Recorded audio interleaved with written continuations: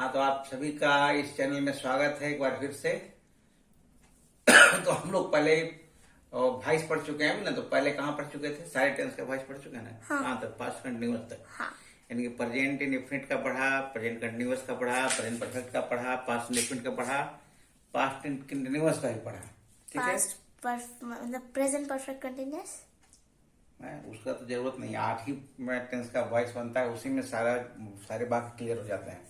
वो 4 का बनाने की आवश्यकता नहीं पड़ती है, इसी में समझ में आ जाता है सब। ठीक है। तो आज हम लोग सीखते हैं पास्ट परफेक्ट टेंस के वाक्यों का एक्टिव वॉइस से पैसिव वॉइस बनाने का नियम। तो पहले ही बताओ कि पास्ट परफेक्ट टेंस के वाक्यों को पहचानें कैसे। कोई भी वाक्य पास्ट परफेक्ट टेंस का है, हिंदी में उसको कैसे पहचानेंगे? जिस हिंदी वाक्य के अंत में मुख्य क्रिया में चुका था, चुकी थी, चुके थे, चुका था, या फिर या था, ही थी, ये थे, या था, एक्सेट्रा लगा हुआ हो, वो वाक्य पास्ट परफेक्ट टेंस का होता है। एग्जाम्पल जैसे बस हो चुका था। ठीक है। मैं खा रही नहीं, मैंने खाया था। ठीक है। तुम जा रहे थे, नहीं तुम जा चुके थे। हाँ, इसका तो ठीक है। चुका था, चुकी थी यार। रात के आने के पहले श्याम चला गया था। पुलिस के आने के पहले चोर भाग गई थी। मेरे स्टेशन पहुंचने के पहले गाड़ी खुल चुकी थी। ये सब हम लोग पढ़ चुके हैं टेंस में। चोर भाग गई थी, फिर चोरनी भाग गई थी, और दोनों में कोई भी होगा जो चोरनी भाग गई थी। हाँ, ठीक गई है तो हाँ, तो दोनों उस प्रकार का जो वाक्य हो पास्ट परफेक्ट टेंस का कहलाता है। तो हम लोग टेंस चैप्टर में पढ़ रहे थे, उसमें सब पढ़ चुके हैं। ठीक है। पढ़ चुके हैं ना, सब सारा टेंस को पढ़ चुके हैं अच्छी तरह, बहुत सारे उदाहरणों के साथ। तो पास्ट परफेक्ट टेंस में तो कोई दिक्कत नहीं है पहचानने में, उसका हिंदी भी समझने में कोई कठिनाई नहीं है। और उसका वॉइस कैसे बनाए, एकदम बहुत सिंपल है, बहुत आसान है। वो सब जैसे सबका नियम है वैसे ही स्टार्ट करेंगे। एक्टिव का ऑब्जेक्ट, एक्टिव में जो ऑब्जेक्ट इधर लिख भी दिया, एक तरफ एक्टिव वॉइस, एक तरफ पैसिव वॉइस। और उसका पर्सन चेंज कैसे होता है बोलो। एक्टिव वॉइस में आई रहेगा तो पैसिव वॉइस में क्या हो जाएगा? वी का अस, यू का यू, दे का देम, ही का हिम, सी का हर, इट का एटी होगा। और नाम जो रहेगा, नाम जैसा तैसा रहता है। और यही अगर पैसिव को एक्टिव में करना हो तो यही उल्टा हो जाता है। जैसे मी का आई हो जाएगा, आज का बी हो जाएगा। ये तो पता ही है ना। पता है। देम का क्या हो जाएगा? देम का दे हो जाएगा। और क्या? हाँ, हिम का ही, हर का शी।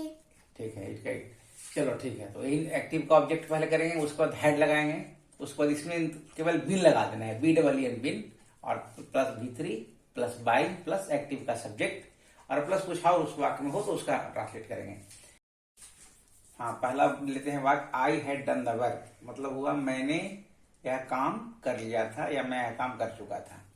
तो एक्टिव का ऑब्जेक्ट हो गया द वर्क, यहाँ पर द वर्क ऑब्जेक्ट हुआ। उसके बाद नियम के अनुसार हेड लगा, फिर बिन लगा, फिर डन लगा, वर्ब का तीसरा रूप, फिर बाई, फिर आई का मी हो गया।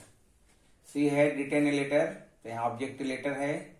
एक्टिव का ऑब्जेक्ट लेटर हुआ तो लेटर लिखाया, फिर नियम यहाँ हेड है तो हेड लिखाया, फिर बिन है तो बिन लिखाया, फिर राइट यहाँ क्रिया है तो राइट का तीसरा रूप रिटेन होता है। राइट मीन्स लिखना, रिटेन, WRITEN, तो रिटेन। उसके बाद बाई, फिर यहाँ पर सी है तो सी के अनुसार हर हो गया। यहाँ तीसरा देखो, सी हैड इन्फॉर्म अस, उसने हम लोगों को सूचना दे दिया था। इन्फॉर्म मतलब होता है सूचना देना, यहाँ लिख दिया है।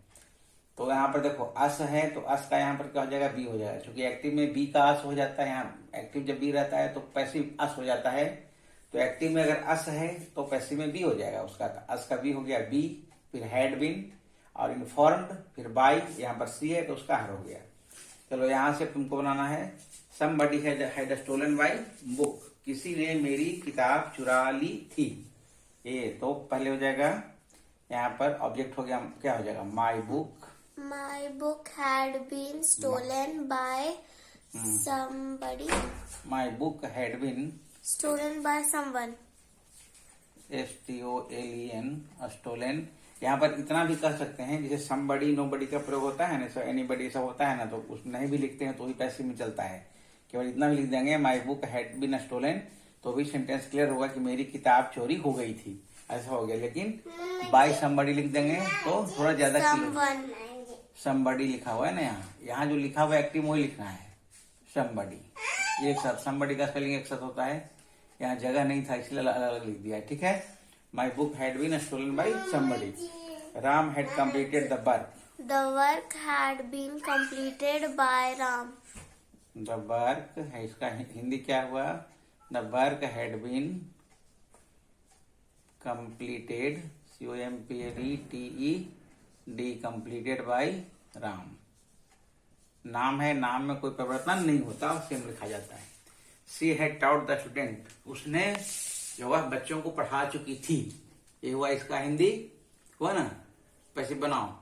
The student had been taught by her. The student, इसका हिंदी क्या हो गया? पैसे में हिंदी क्या हो जाएगा? पैसे में द स्टूडेंट हैड बीन, ठीक है, मतलब बच्चा उसके द्वारा पढ़ाया गया था। हाँ, the student had been taught, TAU दिख रहा है ना, वो छोटा अक्षर में लिख रहा हूं मैं, दिख रहा है कि नहीं? बाई सी का हार हो जाएगा, मतलब बच्चा उसके द्वारा पढ़ाया जा चुका था या पढ़ाया गया था, ठीक है। पैसिव वॉइस हो गया इसका।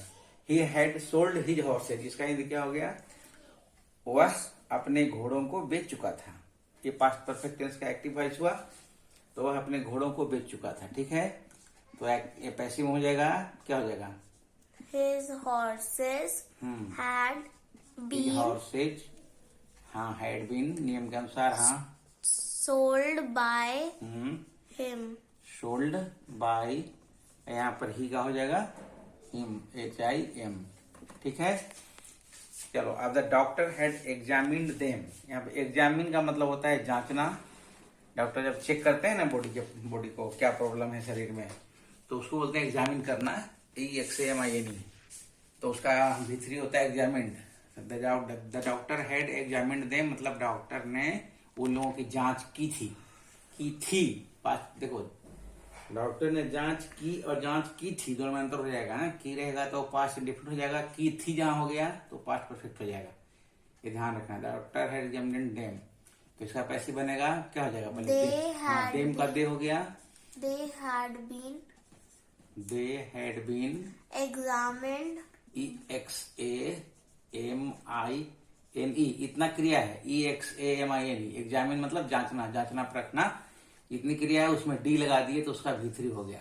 By उसके बाद B बाय नियम के अनुसार the doctor. By the doctor noun है, तो नाउन का कोई परिवर्तन नहीं होता है। प्रोनाउन रहता है तो होता है चेंज। वो कैसे चेंज होता है वो ऊपर लिखा जा चुका है, इसके पहले वाले वीडियो में भी बताया जा चुका है, ठीक है। Be had broken his leg, इसका हिंदी बताओ। हम लोगों ने उसका पैर तोड़ दिया था। गुड, हम लोगों ने उसका पैर तोड़ दिया था, ठीक है। इसका पैसे बना रहा हूं। His leg had been broken by us. His leg had been broken, BROKEN, broken by, be का हो जाएगा us, US us, ठीक है। अब देखो, we had watched all the videos of this channel, इसका हिंदी क्या होगा? हम लोगों ने इस चैनल के सभी वीडियो को देखा था, या हम लोग इस चैनल के सभी वीडियो को देख चुके थे, ठीक है। इसका पैसे बनाओ। All the videos of this channel. All the videos of this channel. Videos of this CHANNEL channel, ठीक है। Had been. गुड, तो सिंपल है, केवल हैड बीन लगा देना है ना। जैसे पास्ट परफेक्ट में केवल हैड रहता है, एक्टिव वॉइस में पैसिव वॉइस रहेगा तो बीन लग जाएगा बस। उसमें V3 रहता है, इसमें V3 रहेगा। Watched. हाँ, WATCHED, watched by us. by us, ठीक है। ऊपर से देखो, समझ में आ गया? कोई दिक्कत नहीं। तो आज इस वीडियो में इतना ही रखते हैं, और अब अगले वीडियो में इसका पार्ट 2 में बनाएंगे, वो क्या, क्यों, कब, कहाँ, कैसे लगा करके, नहीं लगा करके, है ना। तो इसको चूंकि वीडियो ज्यादा लंबा हो जाएगा, ज्यादा भी बनाएंगे, तो इस वीडियो में इतना ही रखते हैं। तो जो भी वीडियो देख रहे हैं उनको, मुझे उम्मीद है कि सबको समझ में आ गया होगा। इस वीडियो में इतना ही रखते हैं, तब तक के लिए धन्यवाद, शुभरात्रि, थैंक यू सो मच।